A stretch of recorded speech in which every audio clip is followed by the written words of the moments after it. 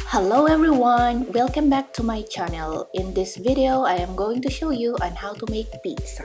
Let's start by making our pizza dough using the bimby. Add 200 grams of water, 1 teaspoon of sugar, 20 grams of yeast, and then just mix all the ingredients well. Now we can add 400 grams of flour.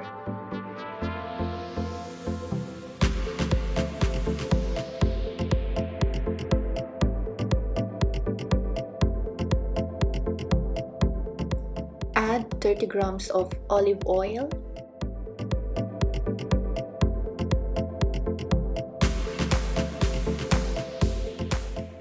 Add also 1 teaspoon of salt.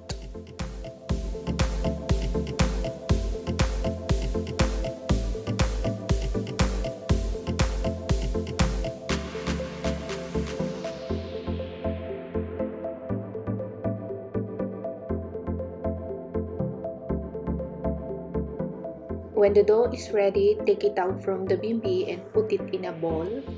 And then cover it with a plastic wrap or a towel. Let it rest for at least 1 hour.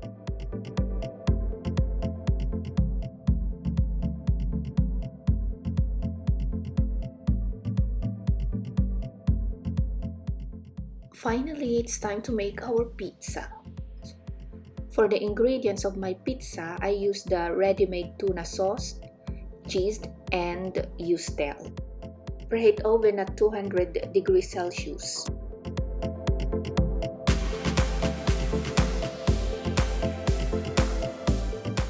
Pizza is ready. Buon appetito!